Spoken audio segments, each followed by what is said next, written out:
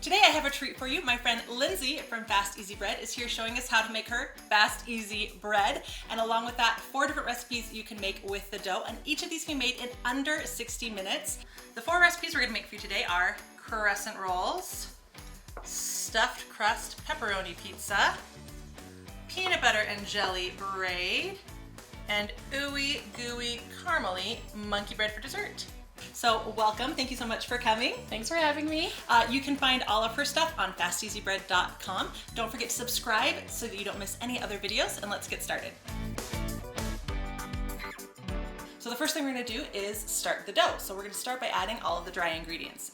We always use bread flour, and that's important because it adds gluten to the mixture. When using sugar, you can use substitutes. It's a 1-to-1 ratio. You can use agave or honey or any sugar substitutes work just fine. A teaspoon of salt.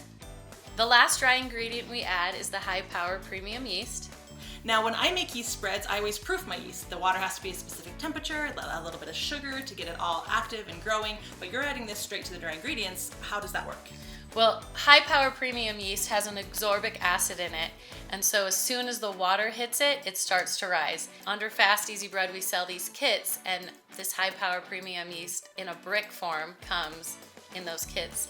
All right, so another question for you about this. When I make yeast spreads and I proof my yeast, then it has like a rise time after the dough is done, and then I shape my yeast and it has another rise time. Because this is such a fast acting yeast and it's growing so quickly, you don't need to do that with this, right? Nope, you just shape it out of the mixer. You shape it into the whatever you're making. If it's So rolls, basically you're skipping that first rise. there's no first rise. There's actually only one rise, and it's in the pan. So if you're making bread, you roll it into your loaves, put it in the pan, give it 20 minutes while your oven's heating up, right? And then put it in. That's why it's called Fast Easy Bread, right? Mix the dry ingredients. So now all of the dry ingredients are mixed up, and now we're gonna add kind of the secret ingredient that brings all of this together that you're gonna teach us about, because I have no idea what this is and I haven't used it, and it's called lecithin. Lecithin. And you have 2 different kinds that you sell, right? Soy and sunflower. They're both liquid forms, but lecithin is an emulsifier, and it makes things mix that don't want to. So this is the science lesson in it. If you've got 2 ingredients like cocoa and cocoa butter, the lecithin forces them to mix. So if you're ever making like oil and water? Oil and water. So in salad dressings, in the bread, it's forcing the yeast and the sugar and the water and the flour to all stay mixed. So that's why the rise is a uniform, and it looks patterned. It's beautiful. It creates this coating over it. Now we're going to dimple the flour. We're going to take a teaspoon and add it into the dry ingredients. So we're just making a little crevice cavity to squeeze the lecithin in.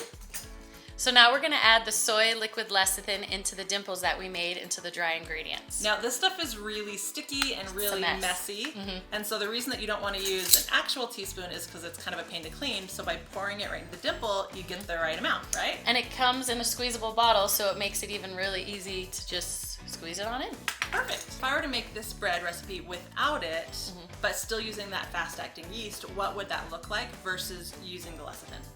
The lecithin would keep it more uniform and make it move faster, but if you added another type of fat, you could use an egg, which eggs also have lecithin in them. They're in the yolk, but there's been so many allergies with eggs. Okay, so this is allergy friendly. Right, so people take eggs out of recipes, but they still need an emulsifier. So that's why we add the soy or the sunflower lecithin, to add the lecithin back into so many different recipes. So now we're gonna add the water into the dry ingredients into the mixer. Start to mix. So we mix it for about a minute, but it's looking really dry. Now usually when I make bread, I only put in half of the flour, and then I mix it, and then I add flour little by little by little until I get the consistency that I'm looking for. But in this recipe, you add all of the flour, so how do you fix this? So you always increase the water based on the dryness of the mixture. And so if you're in a really dry climate, like we are, I get about 1/4 of a cup of water, and I pour it around the edge of the bowl until it starts to be sticky and pulling itself off the bowl. You just keep increasing the water depending on if it's raining that day. Obviously it's going to be more humid, so you're going to use the 2 cups and we might not even have to add any more water. So we both have lived in Utah and in Texas. So in Texas, I'm assuming you used a lot less water. A lot less. So we're gonna add the last little drops of water. So now our dough is ready. What do we do next? We prep our hands and the counter. We use cooking spray, whichever you prefer, to get this nice glistening So effect. instead of putting down a little layer of flour, you do the cooking spray, and that's going to help not stick to the counter, and it's also going to help create another smooth layer to the dough, right? Because in cooking spray is also lecithin. There you go. Who knew? So after we get it out of the bowl, just flip it over and shape it into a nice mound. Look at how pretty that is. Okay, and then we cut it in half, because this is 2. Now you use this dough for everything, and the first thing that you can do with it is actually just shape it into a loaf shape and oil a pan, flip it over to coat the whole sides, let it rise and bake it, and you have bread, right? Yes, delicious white bread. You also do cinnamon rolls, and today we're going to be making 4 different recipes. We're going to start by making crescent rolls, which are really popular and great for Thanksgiving. We're also going to make a braid, a pizza, and finally something sweet. We're going to end with monkey bread, but there are a ton of other recipes on your site of things you can do with this recipe, and all 60 minutes or less, right? All 60 minutes or less. Now, before you even start the dough, what do you do to prepare for the crescent rolls? I melt the butter, I put it on a cookie sheet, put it in the oven so it's ready to go, and So the cookie sheet will be warm and the butter will be melted.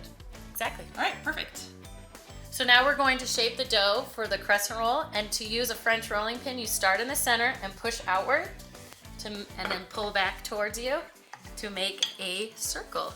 Now, this rolling pin is gorgeous, and you actually sell them. In fact, your father-in-law makes them. Yes, so It's they incredible. are Celtic knot French rolling pins. This is black walnut with pretty. a sugar maple Celtic knot.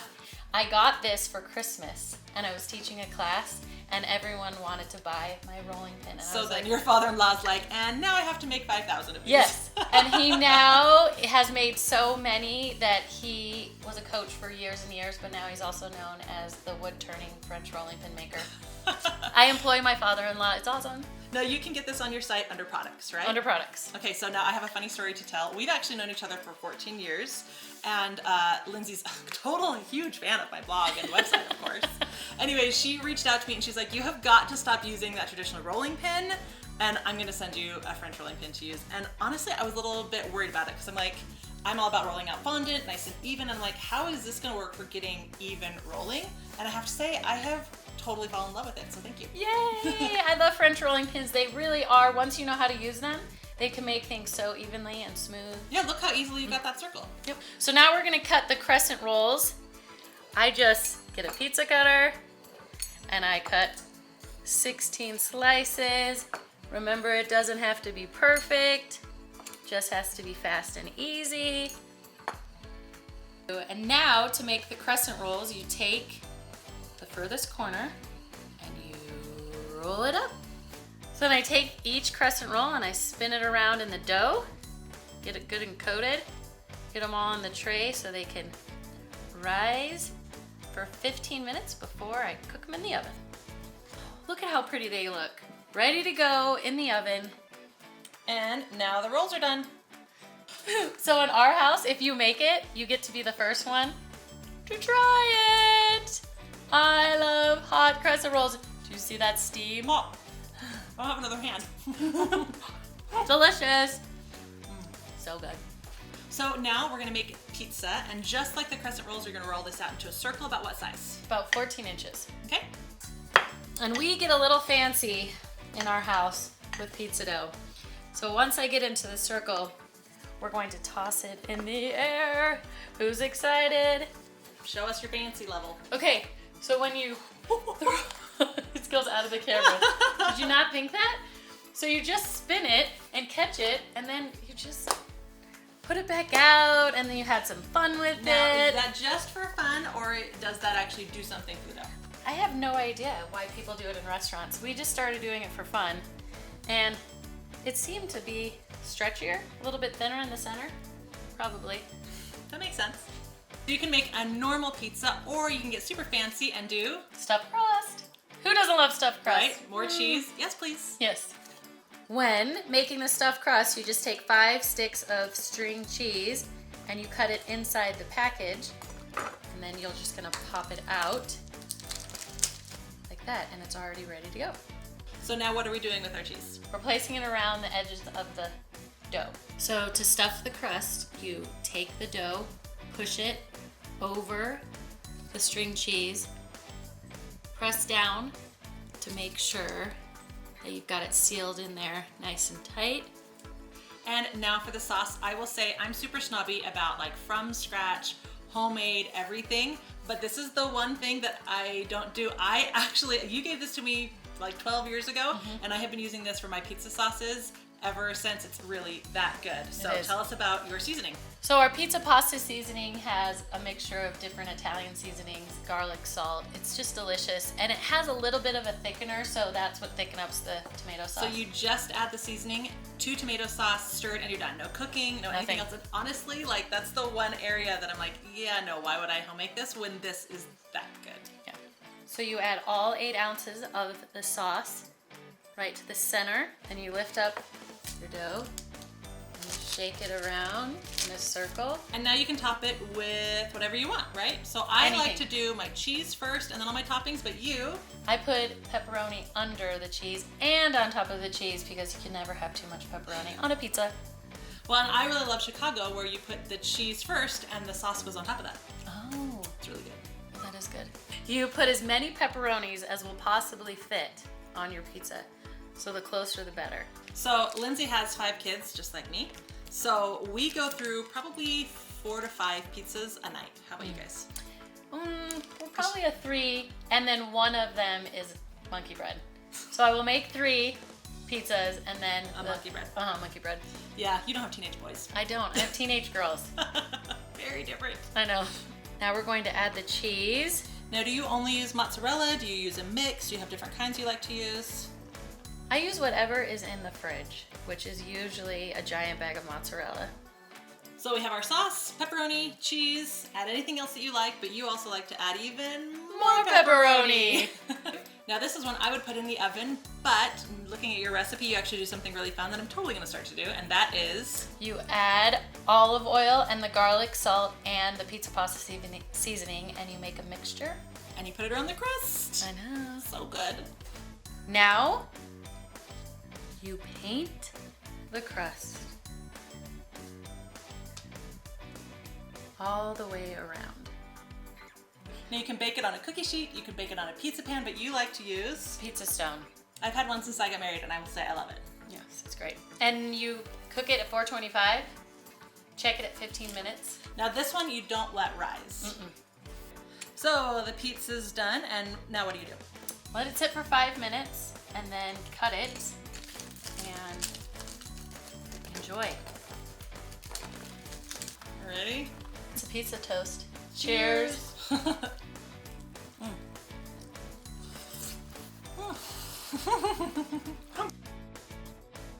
Really, when it's stuffed crust, shouldn't you eat the end first? Just saying, right? So now we're going to make a braid, and we're going to stuff this with peanut butter and jelly because back to school, so many things. Now you can make it with anything. I do s'mores braids, you can even do a pizza braid, you can do... a taco braid. Yeah. Delicious. Spinach dip braid? Oh, yeah. Yeah. I've even done one on Thanksgiving with all the leftovers. Ooh. I know. Turkey, stuffing, cheese. That sounds good. So what size do you roll this out to? About 18 inches. And I do it in a rectangle. So now we're going to add the peanut butter in the center third. We're gonna plop it down in there and then spread it. Oh, peanut butter is delicious. So then you add the jelly and spread it on top. You can do any kind of jelly. We also have done honey. You cut strips all the way down, both sides. I take both ends and I flip them up and I send them into the center. It's kind of like a boat to keep it all in. And then you braid and you tuck into the side where you're going opposite of.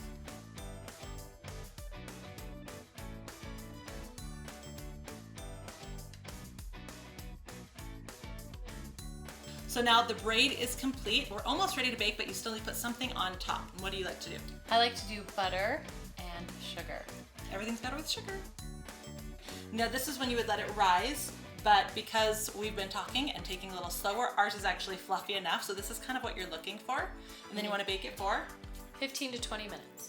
Our peanut butter and jelly braid is out. It looks amazing. It's already like oozing. I can't wait to try it, but if I cut into it right now, it's gonna make a huge mess. So how long do we need to wait before we eat this? At least 5 minutes. We'll let it sit and then we'll cut into it and taste it.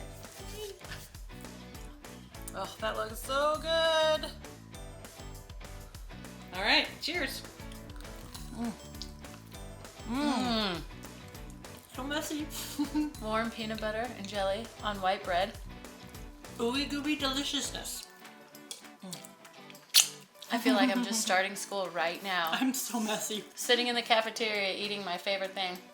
And finally, we have the monkey bread. So how do you start this? So you roll the monkey bread into a large rectangle and then you cut it into bite-sized pieces. And the reason why we call it monkey bread is because when we're all eating it, we look like mother monkeys picking on their children, eating all these little pieces. That just became unappetizing. I know. So now we're gonna put the cinnamon and sugar in this bag. Get it all mixed together. So now you don't have to roll them into balls, you just drop them into this sugar cinnamon mixture. I usually do a few at a time and then remove them and put them in the bun pan. So when I make monkey bread, I add pecans to the bottom of my bundt pan because who doesn't love delicious pieces of pecans with cinnamon and sugar? Now you made this for me once and you used whole pecans, so you can use either whole or chopped, whatever your preference, right? Or you can use things like butterscotch chips or chocolate chips, whatever you want to add to the bottom. I just add it to the bottom of the bundt pan before adding my dough. That will be the top. That will be the top. So now it's time to make the topping, which you put on the bottom and then it soaks down through and it gets all over everything and it's ooey gooey deliciousness. And basically your topping is a microwave caramel sauce, right? Correct. So we're just gonna add butter and brown sugar. And now we're gonna microwave for a minute. So now we just stir it. And now we're gonna add the cream, mix it up, put it in the microwave for a minute. Now we just drizzle it all on top, coating it all around in a circle. Look at that ooey gooey deliciousness. So now we're going to let it rise for 15 minutes. Now, if you took too long cutting everything up and adding the cinnamon and sugar and adding the caramel sauce, like because we were talking, so we were going slow, you don't necessarily need to let it rise that whole time, right? So what are you looking for in terms of height along the bundt pan? I actually try to not let it get any higher than the top of the bundt pan or it will ooze out over. And I have made monkey bread and had like the monkey bread fall into my oven. Yeah. It's a mess. It is a mess. You're gonna put the platter on top of it, slide it to the edge of the counter, and you're gonna hold the bottom of the bundt pan over the platter like this and just flip it, and it's gonna be so pretty. That's pretty. That looks good. Now it's time to eat the monkey bread. I have my fork. And I have my fingers. See, I don't want to get burned. You just have to do it fast. He's not getting goop. Ready? So good. Oh, good. Finger licking good. I think I could eat this whole thing by myself. That's why I'm here. So I want to thank Lindsay so much for coming and sharing. Thanks for having me. It was so much fun and delicious, and hopefully you guys can see how fast and easy it is to make all of these recipes. Now, if they have any questions, they can contact you on your website, right? FastEasyBread.com. Or you can buy all the products on Amazon too, which is super easy and helpful, and Prime shipping, so Amazon.com/FastEasyBread. And now I am gonna eat some more. Now, don't forget, if you have any suggestions for other recipes you'd like to see, leave them in the comments down below and head on over to the next video. Stop talking, start eating. So good. So good.